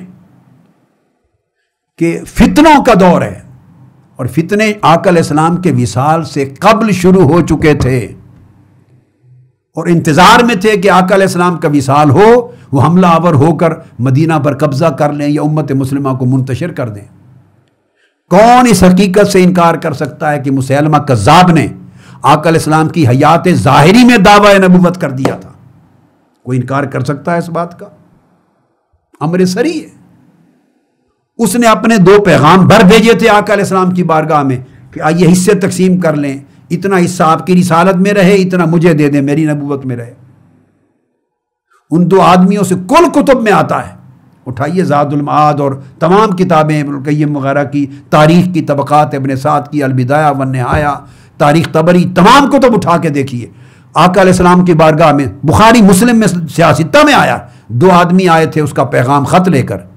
تو آقا علیہ السلام نے پوچھا تم کیا عقیدہ رکھتے ہو مسیلمہ کذاب کے بارے میں؟ انہوں نے کہا تھا کہ ہم اس کو اللہ کا رسول مانتے ہیں. جس پر آقا علیہ السلام نے فرمایا تھا اگر میری شریعت کا یہ حکم نہ ہوتا جو میں نے لوگوں کو دے دیا ہے کہ کسی کے سفیروں کو قتل نہ کیا جائے، نمائندوں کو، تو آج میں تمہیں قتل کر دیتا. لیکن چونکہ اس مسیلمہ کذاب کے سفیر بن کر، ڈپلومیٹس بن کر تم آئے ہو، یہی تو دلیل کوٹ کی جاتی ہے دہشت گردوں کے لیے کہ کتنے دشمن اور کافر ملک کیوں نہ ہوں، پرامن شہریوں کو اور ان کے سفیروں کو آقا علیہ السلام کی سنت اور شریعت محمدی میں کسی لحاظ سے قتل کرنے کی اجازت نہیں. آقا علیہ السلام نے صریح فرمایا تھا چونکہ شریعت میں، میرے حکم میں، میری شریعت میں سفیروں کو قتل کرنا ممنوع ہے، اس لیے میں تم پر تلوار نہیں اٹھاتا. تو مسیلمہ کذاب کا فتنہ شروع ہو چکا تھا. اس کے ارد گرد کے قبیلے والے لوگ اس پر ایمان لا چکے تھے جھوٹا مدعی نبوت بن کر. اور اس امر سے کون انکار کر سکتا ہے کہ آقا علیہ السلام نے لشکر بھیج دیا تھا، لشکر اسامہ بن زید کا لشکر حضور کی حیات طیبہ میں مسیلمہ کذاب کے لشکر سے جہاد کرنے کے لیے جا چکا تھا، اور اس کو گئے ہوئے 20 دن ہو چکے تھے. جہاد کے لیے جہاد ہو رہا تھا. پیچھے آقا علیہ السلام کا وصال ہو گیا، اور جب وصال ہو گیا آقا علیہ السلام کا تو وصال کی خبر سن کر مسیلمہ کذاب کے لشکر سے جہاد کرنے والے صحابہ کا اور سپاہیوں کا، حضرت اسامہ بن زید کے قیادت میں وہ سپہ سالار تھے، وہ فوج واپس پلٹ آئی مارکا چھوڑ کر. اور جب پہنچی تو وصال کا اگلا دن تھا جب بیعت ہو چکی تھی سیدنا صدیق اکبر کے ساتھ. اس وقت مسجد نبی میں اسامہ بن زید پہنچے ہیں. یہ واقعہ تاریخ بھی کتب شیعہ میں درج ہے، میں آگے دوں گا. ابھی میں چاہتا ہوں کہ ایک پوری کی پوری جو سکیچ ہے واقعہ کا وہ آپ کے گوش گزار کر لوں. حوالہ جات آگے سب چیزوں کے آ جائیں گے. تو کتب شیعہ میں آتا ہے کہ اسامہ بن زید نے پہنچ کر دیکھا کہ لوگ بہت کثیر تعداد میں ابو بکر صدیق کے ارد گرد جمع ہیں، اور مولا علی شیر خدا بھی وہیں بیٹھے ہیں. یہ بھی 6 مہینے بعد کی بیعت کے مفہوم کو رد کرتا ہے یہ واقعہ. انہوں نے آ کے پوچھا اے علی شیر خدا یہ کیسا اجتماع ہے؟ انہوں نے کہا آپ دیکھ رہے ہیں جو اجتماع ہے. بیعت ہو گئی ہے سیدنا ابو بکر صدیق کی؟ آپ نے فرمایا بیعت ہو گئی ہے. اور آپ نے پوچھا حل بایعتہ، کیا آپ نے بھی بیعت کر لی ہے؟ مولا علی شیر خدا نے فرمایا نعم بایعتہ، میں نے بھی بیعت کر لی ہے ابو بکر صدیق کی. حوالہ اس کا میں بھی دیتا ہوں، شیعہ کتب سے دیتا ہوں. ابھی میں آپ کو سکیچ دے رہا ہوں. اس وقت یہ نقطہ سمجھا رہا ہوں کہ جہاد شروع ہو چکے تھے مسیلمہ کذاب کے خلاف، اور وصال ہوتے ہی 4 مزید مدعیان نبوت کھڑے ہوئے، اور ان سب کے قبائل مرتد ہو گئے اور ان کے ساتھ کھڑے ہو گئے. ادھر منکرین زکوٰۃ کھڑے ہو گئے، انہوں نے زکوٰۃ کا انکار کر دیا، اور کئی نئے قبائل جو داخل اسلام ہوئے تھے دائرے میں وہ مرتد ہو گئے. تو فتنوں نے منہ کھول لیا اطراف و اکناف میں. یہ سچویشن تھی. اس سچویشن میں آقا علیہ السلام کے ایک وصال کے بعد ایک مجموعی طور پہ پژمردگی اور بزدلی یا مایوسی اور پریشانی پھیل جاتی. وصال ہو گیا، دنوں تک لوگوں کو حوصلہ بحال نہیں ہوگا، ہوش میں نہیں آئیں گے. آپ تصور کر سکتے ہیں کہ غم کا عالم کیا ہوگا، دکھ کا عالم کیا ہوگا، طبیعتیں کتنی پست ہو گئی ہوں گی، کتنے ڈوب گئے ہوں گے لوگ. غم کی، رنج کی اندوہناک کیفیت کیا ہوگی. اس کیفیت میں ادھر فتنے سر اٹھا چکے تھے. اگر مدینہ کی سلطنت اور دائیں اسلام کی سلطنت بغیر امیر کے 2 دن رہ جاتی، بغیر ہیڈ آف دا اسٹیٹ کے، بغیر کمانڈر کے 2 دن رہ جاتی، تو شاید جھوٹے مدعیان نبوت اور مرتدین اور منکرین مدینہ پر حملہ کر دیتے، اور لوگ سنبھل ہی نہ سکتے مقابلہ کرنے کے لیے، کیونکہ ان کا قائد کوئی نہ ہوتا، سپہ سالار کوئی نہ ہوتا، کمانڈر ان چیف کوئی نہ ہوتا، لیڈر کوئی نہ ہوتا. ایک ایسی سچویشن پیدا ہو گئی تھی. یہ اسی شخص کو سمجھ آ سکتی ہے جو تعصب کی پٹیوں کو اتار کر اور ذہن کو گندے خیالات سے جو بھرے ہوئے ہیں انہیں نکال کر تھوڑی دیر غیر جانبدار ہو کر ان حالات کا انالیسس کر کے جو بات سمجھنے کی کوشش کرے اس کو سمجھ آ جائے گی. یہ سچویشن تھی. آقا علیہ السلام کا جسد پاک تھا. جب خبر ملی کہ وہ تو نیا امیر مقرر کر رہے ہیں، اگر آپ فوری طور پہ دوڑ کے نہ جاتے اور اس غلط اقدام کی سد راہ نہ کرتے، نہ روکتے، اور اسی اثناء میں گھنٹوں کی بات تھی وہ اپنا امیر مقرر کر دیتے، تو آپ کیا سمجھتے ہیں انصار اپنا امیر مقرر کر کے ودڈرا کرتے؟ ان کے مقرر کرنے سے تو پھر بھی خلافت مولا علی شیر خدا کی تو پھر بھی گئی تھی، ان کو تو نہیں ملنی تھی، تو انصار کا امیر مقرر ہو جاتا۔ لیکن انصار کا امیر مقرر ہو جاتا ہے ایک ایسا شخص جو ماں سپہ سالار ہو اور امور سلطنت کا ماہر نہ ہو، نظام ریاست کا ماہر نہ ہو، قیادت کا ماہر نہ ہو۔ تو ایسی سچویشن میں بہت بڑا بحران پیدا ہو جاتا، امت میں تفریق ہو جاتی، دو دھڑے بن جاتے، اور ان دو دھڑوں سے اسلام کو نقصان پہنچتا، مدینہ کی ریاست بٹ جاتی۔ تو یہ آقا علیہ السلام کے وصال کے بعد امت پہ بہت بڑا فتنہ اور گھناؤنا پریشانی کا وقت آ جاتا۔ تو یہ سیدنا صدیق اکبر اور فاروق اعظم کی حکمت اور بصیرت تھی۔ جذبات کہتے تھے کہ آقا علیہ السلام کو چھوڑ کے نہ ہلیں، دل چاہتا تھا کہ آقا علیہ السلام سے دور ایک لمحے کے لیے نہ جائیں۔ عشق، محبت، تعلق قلبی، روحی، جذباتی یہ ہلنے نہیں دیتا تھا، مگر دوسری طرف دین کا بچاؤ، حکمت، تدبر، بصیرت، اسلام کی جمعیت کی حفاظت، اسلام کے شیرازہ کو منتشر ہونے سے بچانا، امت کی پھوٹ سے بچانا، بیرونی حملوں سے بچانا، اس کے لیے حکمت تقاضا کرتی تھی کہ نہیں آقا علیہ السلام کی خدمت میں پلٹ کے آ جاؤ گے، مگر آقا کی جو پوری محنت ایک امت کو بنانے میں لگی ہے، کہیں ایسا نہ ہو کہ آپ کی تدفین سے پہلے وہی امت منتشر ہو جائے، تو آپ کی روح پاک کو کتنا نقصان ہوگا، دکھ ہوگا۔ لہذا وہ خدمت بھی تاجدار کائنات ہی کی نوکری تھی، حضور ہی کی خدمت تھی۔ ایک رخ یہ تھا کہ بس ادھر بیٹھے رہیں، آقا کو تکتے رہیں جب تک تدفین نہ ہو جائے۔ بے شک جذبات ہر شخص کے یہی چاہتے ہیں، مگر دوسرا رخ یہ تھا کہ یہاں بیٹھے رہیں، تو ادھر تو اجلاس شروع ہو چکا تھا۔ یہ الزام تو آپ تب لگاتے سیدنا صدیق اکبر پر کہ معاذ اللہ انہوں نے کوئی اجلاس طلب کیا ہو،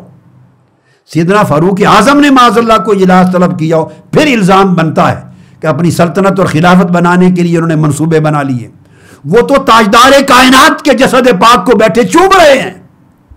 ارد گرد بیٹھے ہیں۔ خبر پہنچی ہے کہ ثقیفہ بنو ساعدہ میں اجلاس ہو رہا ہے، انصار اپنے امیر کا اعلان کرنے والے ہیں، دوڑ کے وہاں پہنچے، وہاں جا کے بحث کی اور بہت بڑے اٹھنے والے فتنے کو روکا۔ اب ایک سچویشن تھی ارجنسی کی، اس سچویشن کی انہوں نے پروپوزل دیا کہ منا امیر و منکم امیر، ڈوول گورنمنٹ ہوگی، ایک امیر انصار میں سے ہوگا، ایک امیر مہاجرین میں سے ہوگا۔ اب یہیں سے پھوٹ شروع ہونے والی تھی پھر انصار اور مہاجرین میں، اگر یہ روکتے نہ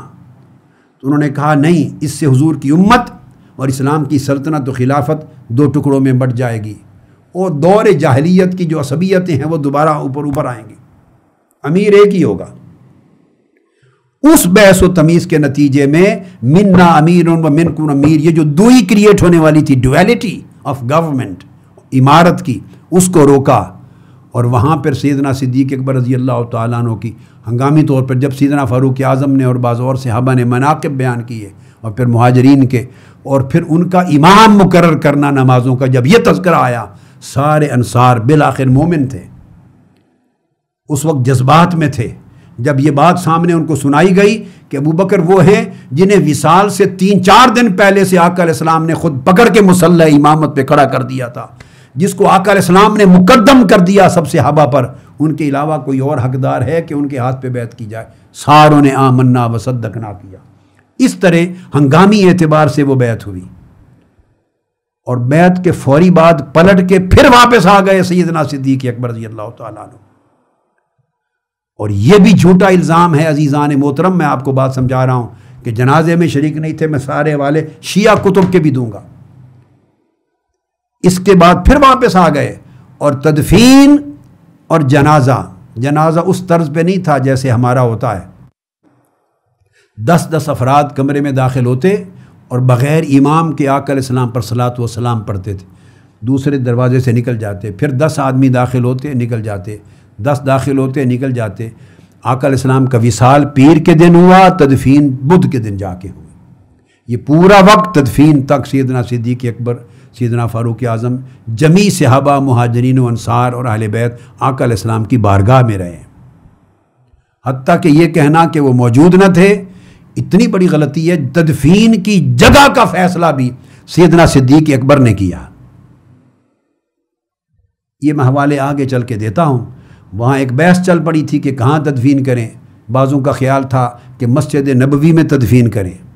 بعضوں کا خیال تھا کہ جنت البقیع میں تدفین کریں، یہ بحث تھی۔ اور روایات بھی آئی ہیں، بعضوں نے کہا مکہ معظمہ میں جا کے تدفین کریں، مگر مضبوط روایتیں یہ دو آراء ہیں کہ جنت البقیع میں تدفین ہو یا مسجد نبوی میں۔ پھر سیدنا صدیق اکبر رضی اللہ تعالیٰ عنہ بولے تو یہ ان کا بولنا، انہوں نے فرمایا یہ دونوں آراء غلط ہیں، میں نے آقا علیہ السلام کی زبان مبارک سے خود سنا ہے۔ آپ نے فرمایا اللہ کا نبی جس جگہ ان کی وفات ہوتی ہے اور روح قفس انصری سے پرواز کرتی ہے، اللہ کا نبی اسی جگہ دفن ہونا پسند کرتا ہے، اس کی تدفین اسی جگہ ہوگی جہاں وصال ہوگا۔ اس پر جمیع صحابہ و اہل بیت نے اتفاق کیا اور پھر وہیں قبر مبارک کھو دی گئی۔ تو یہ کس نے بتایا؟ یہ سیدنا صدیق اکبر نے نشاندہی کی، تو ان کو غیر حاضر بتانا معاذ اللہ یہ سراسر ظلم ہے، اتہام ہے۔ وہ ایک سچویشن تھی جس کے لیے لمحے کے لیے گئے، پلٹ کر آ گئے، اور پھر پورا آگے اب حوالہ جات آپ کے آ جائیں گے جو شیعہ کتب تک میں بھی سارے درج ہیں، میں کوٹ کروں گا اور اپنی کتب سے بھی۔ یہ ایک سچویشن تھی، لہٰذا اس سچویشن میں جب بیعت عام ہوئی تو سیدنا علی شیر خدا کو آپ نے بلوا بھیجا اور حضرت علی اور حضرت زبیر سے پوچھا کہ آپ گھر بیٹھے تھے، دن پہلا ہی ہے بیعت عام کا، ثقیفہ کے بعد اگلا دن آپ تشریف نہیں لائے، کیا بات ہے؟ اب سیدنا علی شیر خدا اور سیدنا زبیر ان دونوں کا جواب سن لیجئے، وہ فیصلہ کر دے گا۔ پوچھا کہ آپ تشریف کیوں نہیں لائے؟ تو انہوں نے جواب جو دیا وہ فرماتے ہیں، لفظ ہیں، آپ فرماتے ہیں واللہ خدا کی قسم ہمیں کوئی اور ناراضگی نہیں ہے، یہ سن لیجئے، ما غضبنا الا انا اخرنا عن المشاورہ وَإِنَّا نَرَا أَبَا بَكْرٍ أَحَقَّ النَّاسِ بِهَا بعد رسول اللہ صلی اللہ علیہ وسلم لأنه صاحب الغار وثانی اثنین وإنا لنعرف شرفه وكبره ولقد امره رسول اللہ صلی اللہ علیہ وسلم بالصلاة بالناس وهو حي۔ انہوں نے کہا خدا کی قسم ہم کسی اور ناراضگی کی وجہ سے پیچھے نہیں بیٹھے تھے، یہ ہے اصل موقف اور صحیح قول۔ ہمیں صرف ناراضگی تھی، جو خفا تھے وہ اتنی بات تھی کہ وہ جو ثقیفہ بنو ساعدہ کی بات ہو رہی تھی کہ کل یہ ڈیسیژن لے لیا اور آج ہم سے اس وقت مشورہ نہیں کیا گیا، ہمیں مشورہ لینے میں مؤخر کر دیا، تھوڑا سا ہم سے مشورہ لینے میں جو تاخیر ہوئی، ہم اس تاخیر کی وجہ سے ناراض تھے، تھوڑا اتنی سی بات تھی، ورنہ اللہ کی عزت کی قسم انا نرا ابا بکر حق بالناس، ہم امر خلافت کے لیے ابو بکر کو سب سے زیادہ حقدار سمجھتے ہیں بعد رسول اللہ، چونکہ یہی صاحب الغار ہیں، یہی ثانی اثنین ہیں، ہم ان کا شرف جانتے ہیں، عمر کی بزرگی جانتے ہیں، اور کیسے ان کو حقدار خلافت نہ سمجھیں۔ آقا علیہ السلام نے اپنی حیات مبارکہ میں ان کو ہم سب کی نماز کی امامت کے لیے کھڑا کر دیا تھا۔ یہ مولا علی شیر خدا اور سیدنا حضرت زبیر دونوں نے خطبہ دیا ہے مجمع عام میں، مسجد نبوی میں بیعت سے پہلے، اور پھر ہاتھ اٹھا کر بیعت کر لی۔ جو پوری بات میں نے آپ کو بتائی، یہ تمام روایت پہلے اہل سنت کا سن لیں، پھر یہ میں اہل تشیع کا حوالہ دے دیتا ہوں۔ یہ روایت متفقہ ہے، تو جس پر دونوں گھر متفق ہو معتبر کتب، تو اس روایت کو اصح،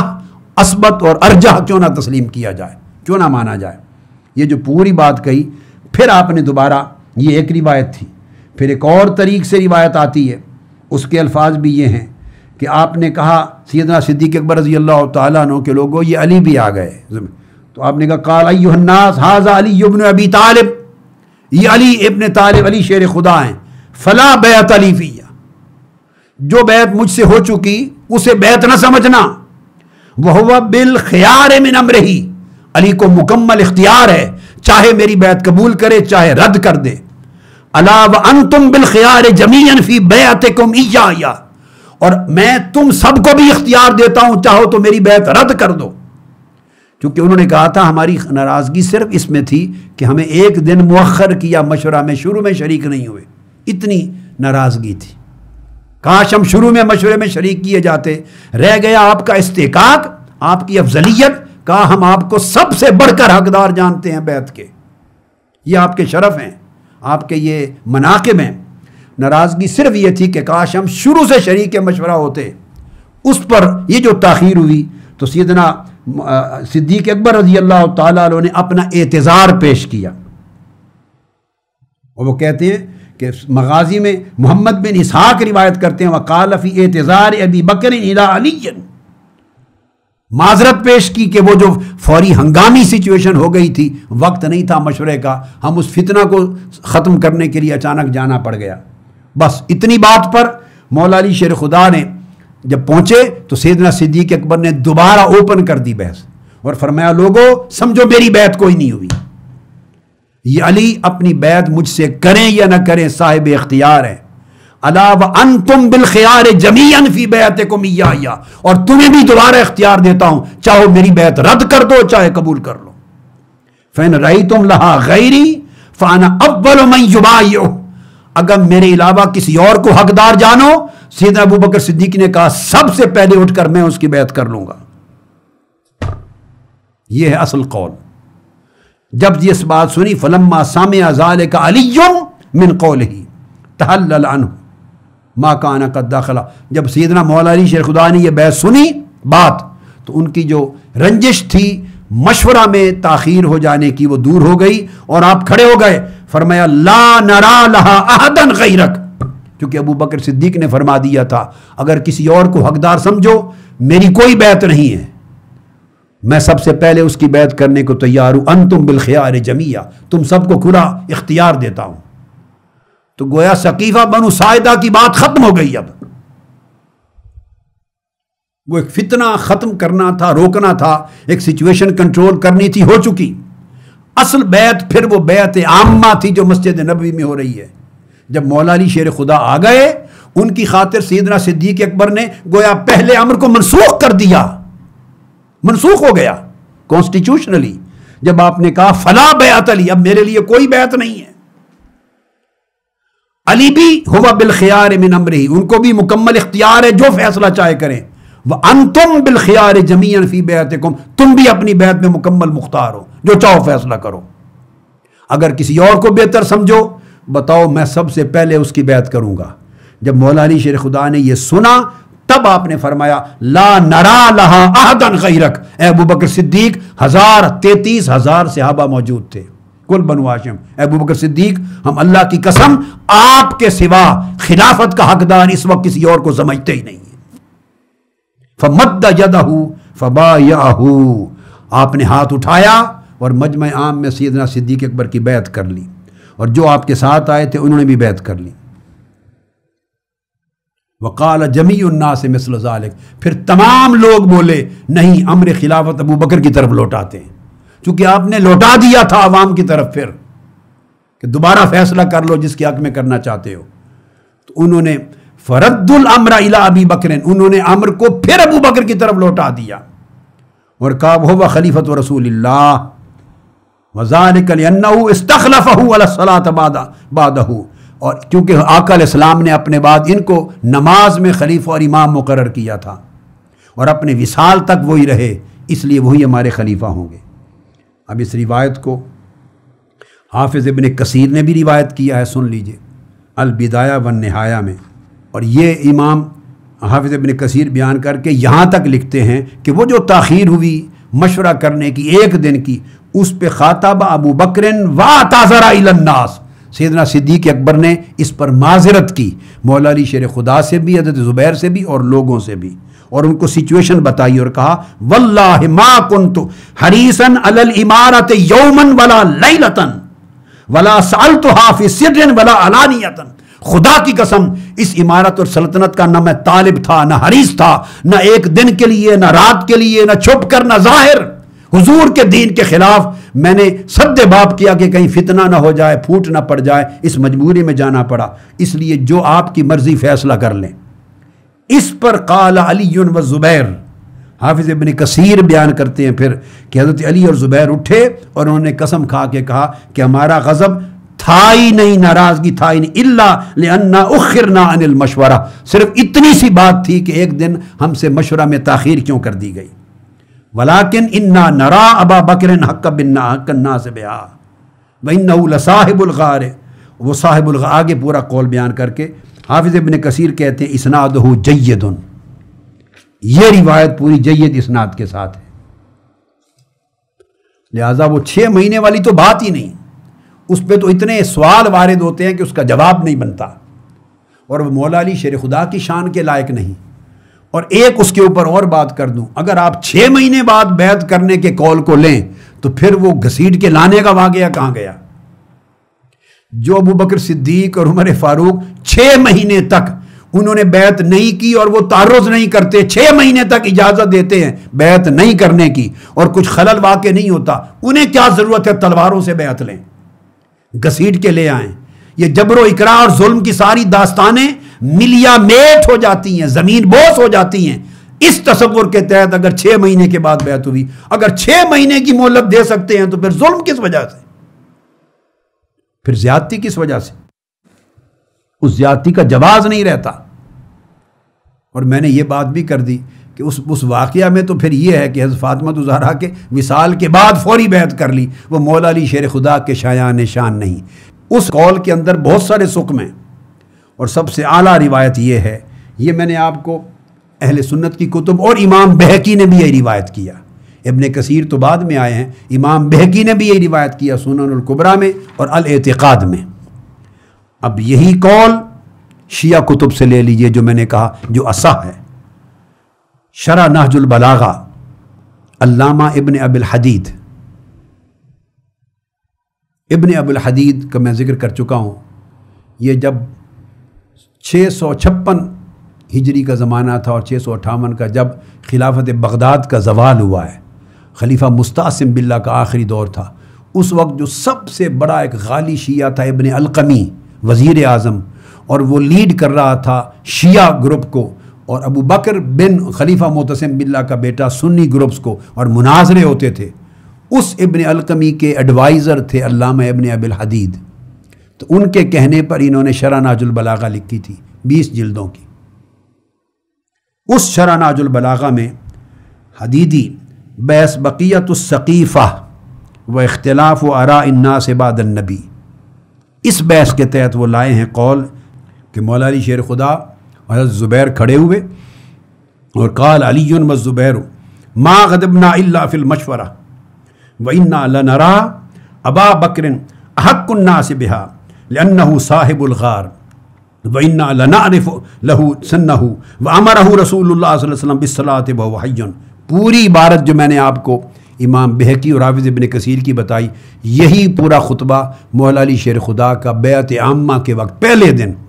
یہ شرح حدیدی میں علامہ ابن حدید نے شرح نہج البلاغہ میں روایت کی۔ تو یہ قول معتبر بھی ہوا، صحیح ترین بھی ہوا،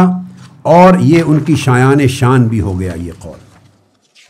میں نے جو آپ کو عرض کیا کہ یہ جو بیعت عامہ کا دن تھا، اسی دن حضرت اسامہ بن زید پہنچے ہیں، اسی دن آئے ہیں۔ اب وہ بھی سن لیجئے، حضرت اسامہ بن زید آئے، اس کو بھی شیعہ معتبر کتاب احتجاج تبرسی، اس میں روایت کرتے ہیں شیعہ مجتہد ابو منصور احمد بن علی التبرسی، احتجاج تبرسی، اور روایت کرتے ہیں اس بات کی حضرت امام باقر علیہ السلام سے، امام محمد باقر علیہ السلام سے، اور وہ بیان کرتے ہیں کہ جب حضرت اسامہ بن زید مسیلمہ کذاب کے لشکروں کے خلاف جہاد کے لیے تھے تو انہیں خط پہنچا آقا علیہ السلام کے وصال کی اطلاع کا، وہ ساتھیوں سمیت مدینہ واپس تشریف لے آئے اور دیکھا کہ بیعت کے لیے لوگ حضرت ابو بکر کے پاس جمع ہو چکے ہیں۔ اب یہ اس وقت آئے ہیں کہ ابھی بیعت عام بھی نہیں ہوئی۔ اب دوسرا ثبوت میں دے رہا ہوں کہ مولا علی شیر خدا نے بیعت اسی پہلے دن کی ہے۔ اب یہ شیعہ کتب کا دوسرا حوالہ ہے احتجاج تبرسی کا، دیکھا کہ لوگ جمع ہیں، یعنی فلما وردت الکتاب علی اسامہ انصرف بمن معه حتى داخل المدینہ فلما رأى اجتماع الخلق علی ابی بکر، جب دیکھا کہ سارے لوگ حضرت ابو بکر کے ارد گرد جمع ہیں تو سیدنا علی شیر خدا کے پاس گئے اور ان کے پاس جا کے پوچھا کہ یہ دریافت کیا یہ کیا ہے؟ آپ نے فرمایا تم دیکھ ہی رہے ہو بیعت کے لیے جمع ہیں۔ اس پر حضرت اسامہ نے پوچھا، آپ نے پوچھا کہ کیا آپ نے بھی بیعت کر لی ہے؟ فقال له علی ھذا ما ترى قال اسامہ فهل بایعته قال نعم. حضرت اسامہ نے پوچھا آپ نے بھی بیعت کر لی ہے؟ مولا علی شیر خدا نے فرمایا ہاں میں نے بھی بیعت کر لی ہے. گویا پہلے دن جو بیعت عامہ ہوئی ہے مسجد نبوی میں، احتجاج طبرسی امام باقر علیہ السلام کی روایت کے مطابق مولا علی شیر خدا نے پہلے دن بیعت کی. اب آپ دیکھ لیجئے اس میں نہ ظلم رہا، نہ گھسیٹا جانا رہا، نہ گستاخی رہی، نہ کسی اور قسم کا شر رہا. پھر شیعہ مجتہد ہیں سید مرتضیٰ علم الہدا، وہ اپنی کتاب الشافی میں بیان کرتے ہیں، الشافی میں، اور وہ کہتے ہیں کہ فالظاہر الذی لا اشکال فیہ انہ علیہ السلام بایع مستدفعا للشر وفرارا من الفتنہ. کتاب الشافی سید مرتضیٰ علم الہدا کی صفحہ 209 طبع قدیم 301 کا مطبوعہ ہے ہجری کا. وہ کہتے ہیں کہ یہ بات مسلم ہے، اس میں کوئی اشکال نہیں ہے کہ حضرت علی نے حضرت ابو بکر کے ساتھ بیعت کر لی تاکہ شر جو ہے وہ دفع ہو اور امت میں فتنہ پیدا نہ ہو اور فتنہ سے گریز کیا جائے.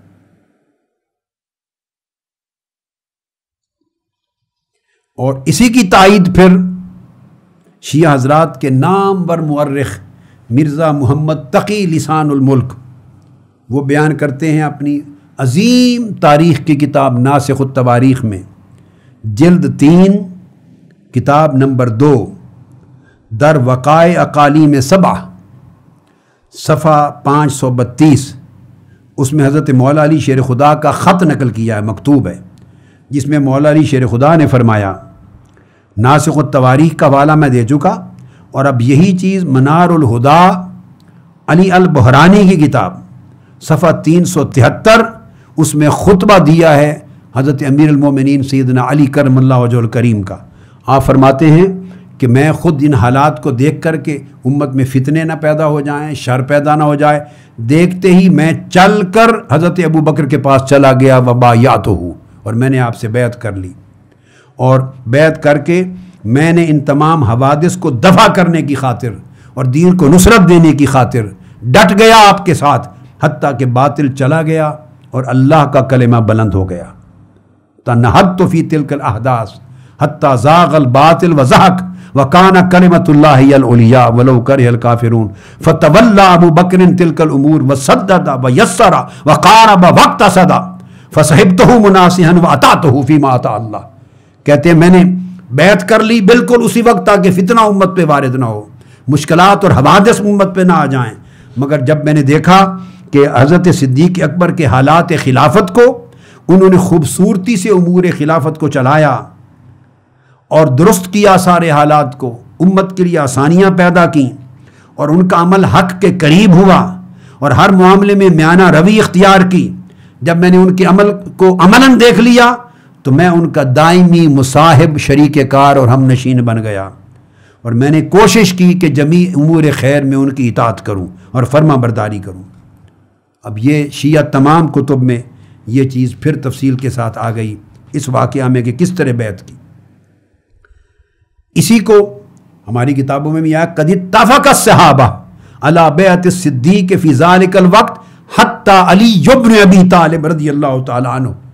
کہ تمام صحابہ پہلے ہی دن حضرت ابوبکر صدیق کی بیعت پر متفق ہو گئے، حتیٰ کہ حضرت علی ابن ابی طالب بھی انہوں نے بھی بیعت کی. اور یہ تمام میں نے آپ کو ریفرنسز جو مختلف کتب کے دے دیے. یہ جو روایت ہے ساری ابو سعید خدری نے اس کو روایت کیا تھا اور مختلف طرق سے آئی ہے، یعنی وہیب نے داؤد بن ابی ہند سے روایت کیا ہے، انہوں نے ابو ندرہ سے، انہوں نے سعید بن مسیب سے نقل کیا، انہوں نے ابو سعید خدری سے، اور طریق سے ابو ندرہ نے حریری سے روایت کیا، انہوں نے علی بن عاصم سے، انہوں نے سعید بن مسیب سے، اور انہوں نے حضرت قاسم سے، اور پھر حضرت ابو سعید خدری رضی اللہ تعالیٰ عنہ. اور پھر حافظ ابن کثیر لکھتے ہیں کہ ان تمام طرق کی اسناد جو ہیں وہ صحیح ہیں.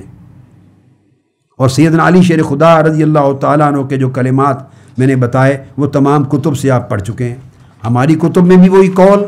اور شیعہ کتب میں بھی وہی قول.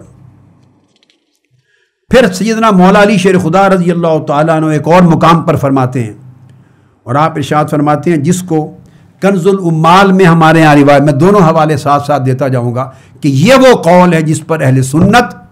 کی کتب حدیث اور ائمہ حدیث اور اہل تشیع کے ائمہ اطہار اہل بیت میں اختلاف نہیں ہے، اس پر اجماع اور اتفاق ہے دونوں کا، باقی قول مفترق ہیں۔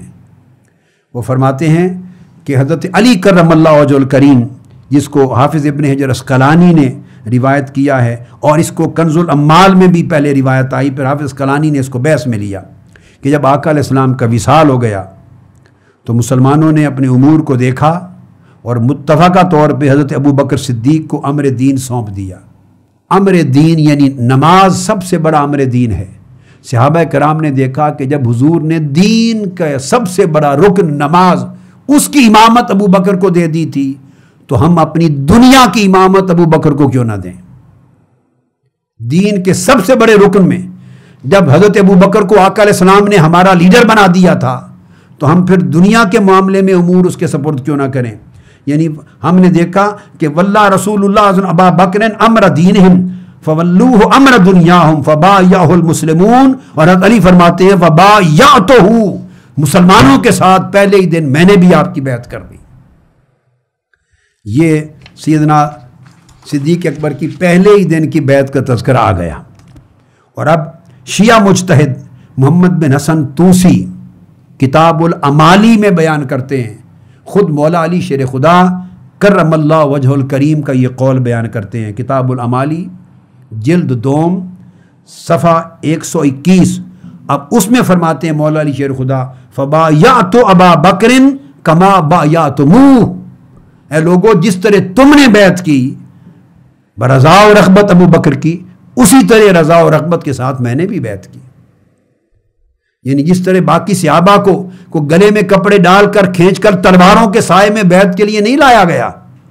تم نے بھی رضا و رغبت کے ساتھ بیعت کی۔ فبایعت ابا بکر کما بایعتموہ، جس طرح تم نے بیعت کی، مطلب رضا و رغبت سے، اسی طرح میں نے بھی بیعت کی ان کی، تاکہ امت میں تفرقہ اور پھوٹ پیدا نہ ہو۔ اور پھر کہتے ہیں کہ اس کے بعد ثم ان ابا بکر جعلھا لعمر من بعدہ، پھر اپنے بعد انہوں نے خلافت کا امر حضرت عمر کے لیے مقرر کر دیا، حالانکہ آقا علیہ السلام کے قریب ہم تھے، ہم قریب تھے، زیادہ قربت تھی، لیکن چونکہ ان کے سپرد کر دیا اور لوگوں نے بھی بیعت کر لی، پھر فرماتے ہیں فبایعت عمر کما بایعتموہ، میں نے کوئی رخنہ نہیں ڈالا، ہنسی خوشی رضا و رغبت سے حضرت عمر کی بھی بیعت کر لی، اسی طرح جس طرح تم نے بیعت کی تھی۔ یہ کتاب الامالی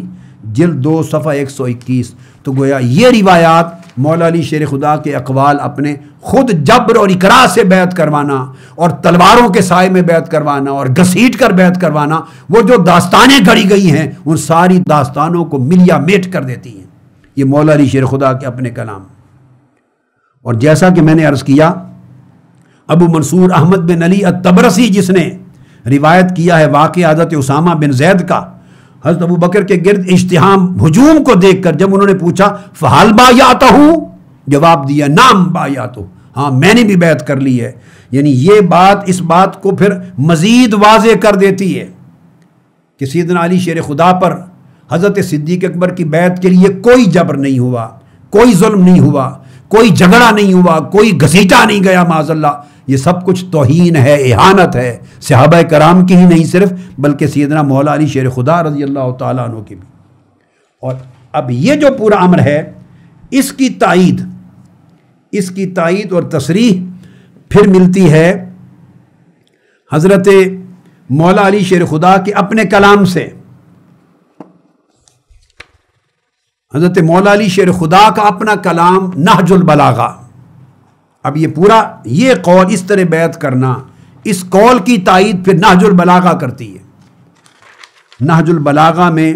خطبہ ہے سیدنا مولا علی المرتضیٰ کا، خطبہ نمبر 37، خطبہ نمبر 37 ہے۔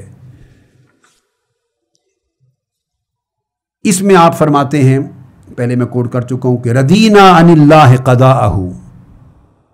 ہم نے سیدنا ابو بکر صدیق اور سیدنا فاروق اعظم یعنی ان کی جو بیعت تھا اور ان کی خلافت، اس کو اللہ کا فیصلہ سمجھ کے راضی ہو گئے۔ اب یہ آپ کے لفظ ہیں ردینا عن اللہ قضاءہ، ہم اسے اللہ کا فیصلہ سمجھا، یہ اللہ کی قضا تھی اور ہم اللہ سے راضی ہوئے۔ اب یہ کلمہ آپ کا برضا و رغبت بیعت کرنے کی تصریح کرتا ہے۔ وَسَلَّمْنَا لِلَّهِ أَمْرَهُ، اور اللہ کے اس امر کو ہم نے سر تسلیم خم کر دیا، خوشی سے خوشنودی سے اس کو تسلیم کیا۔ اور جن لوگوں کا خیال تھا کہ شاید مولا علی شیر خدا کے حق میں کوئی وصیت خلافت تھی، وصیت امامت تھی، اور آپ سے معاذ اللہ خلافت چھینی گئی، اس کے جواب میں آپ نے ان کے قول کو رد کرتے ہوئے فرمایا اترانی اکذب علی رسول اللہ صلی اللہ علیہ وآلہ وسلم، کیا تم یہ چاہتے ہو اور یہ خیال کرتے ہو کہ میں رسول پاک صلی اللہ علیہ وسلم پر جھوٹ بولوں گا، جھوٹی تہمت لگاؤں گا اور یہ جھوٹ بول کر کہوں گا کہ انہوں نے میرے حق میں وصیت کی تھی، اور وہ وصیت خلافت جو میرے حق میں تھی وہ حضرت ابو بکر نے اور عمر نے چھین لی مجھ سے؟ کہا واللہ لانا اول من صدقہ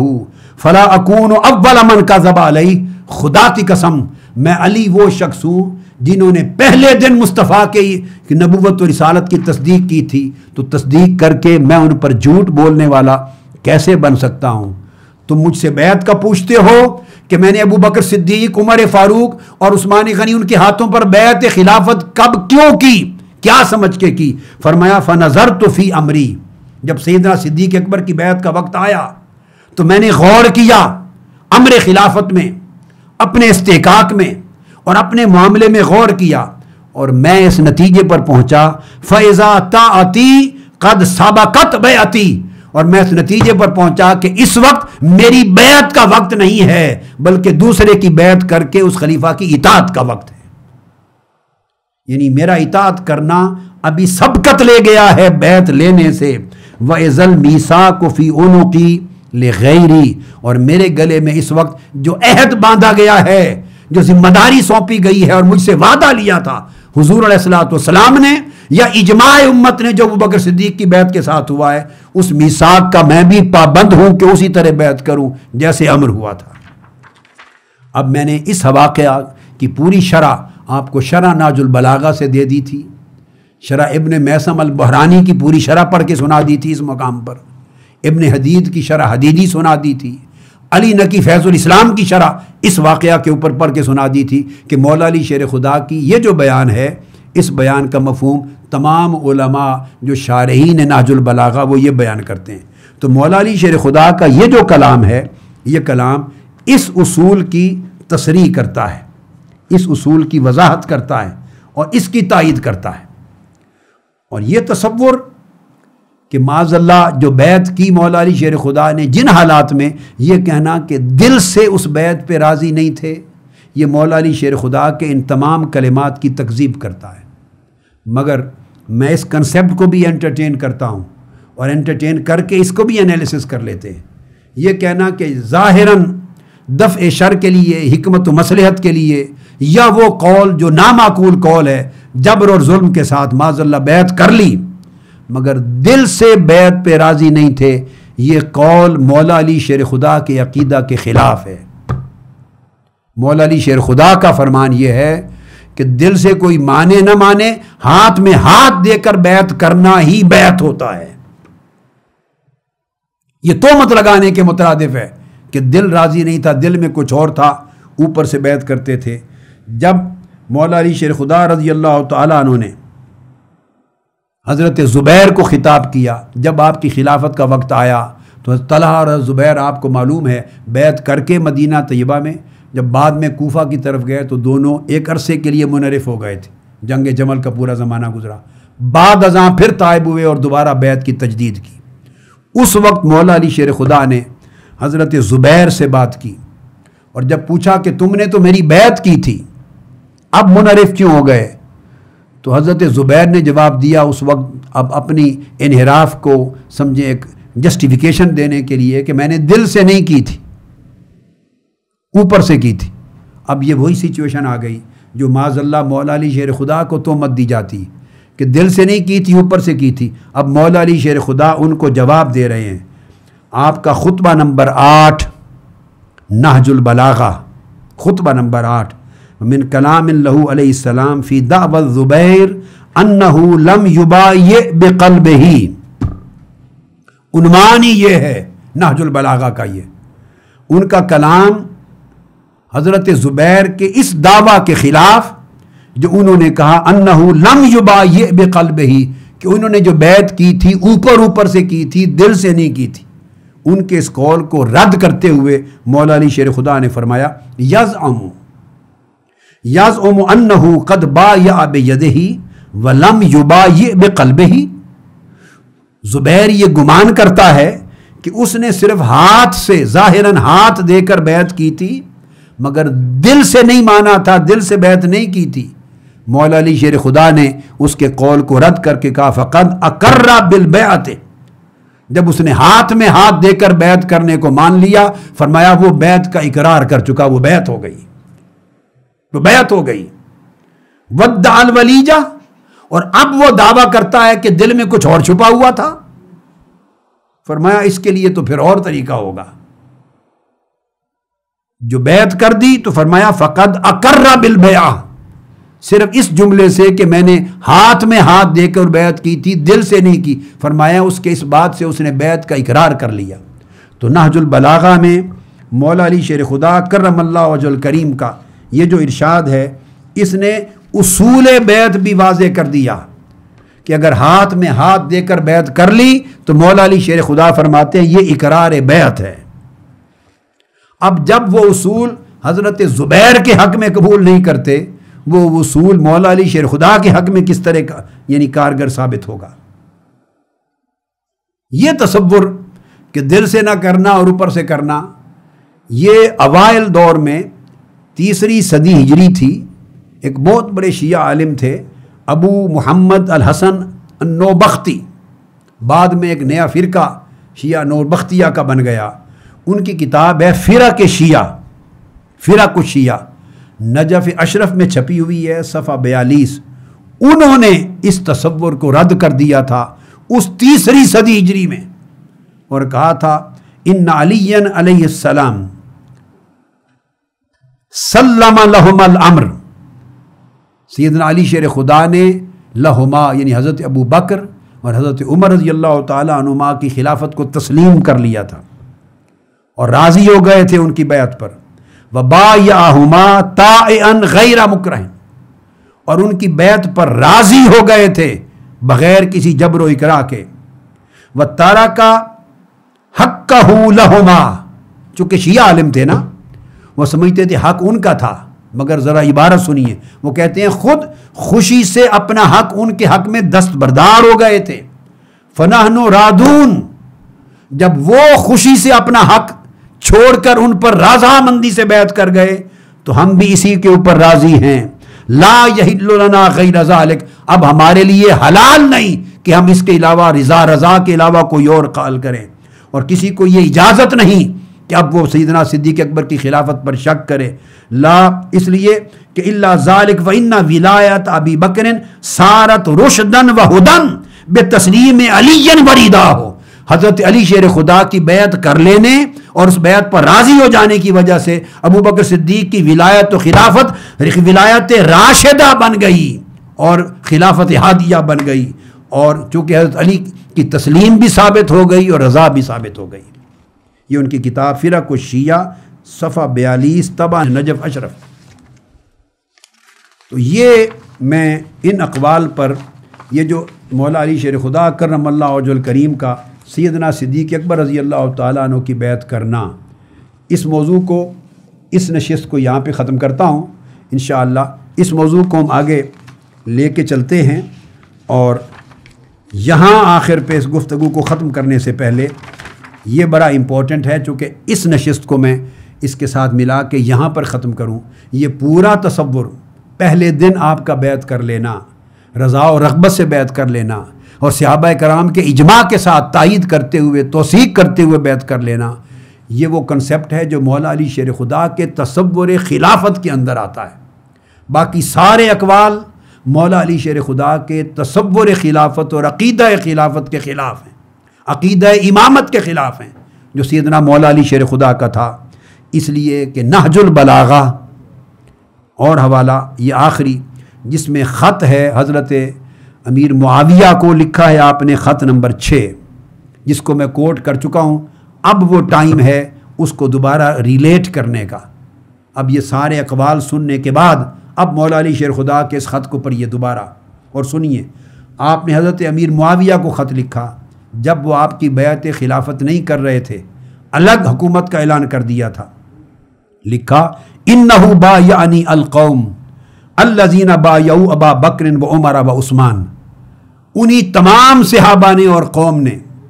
میری بیعت کی خلافت کی ہے جنہوں نے ابو بکر، عمر اور عثمان رضی اللہ تعالیٰ عنہم کی بیعت کی تھی، علی ما بایعوہم علیہ، انہی شرائط کے مطابق جن شرائط پر ان کی بیعت ہوئی تھی انہی شرائط پر میری بیعت ہوئی۔ اگر مولا علی شیر خدا کی بیعت گھسیٹ کر ہوئی ہوتی، جبر اور اکراہ سے ہوئی ہوتی، ظلم سے اور تشدد سے ہوئی ہوتی، تو مولا علی شیر خدا اپنی بیعت خلافت کو خلفائے ثلاثہ کی بیعت خلافت کے ساتھ تمثیل نہ دیتے، ایک چیز قرار نہ دیتے۔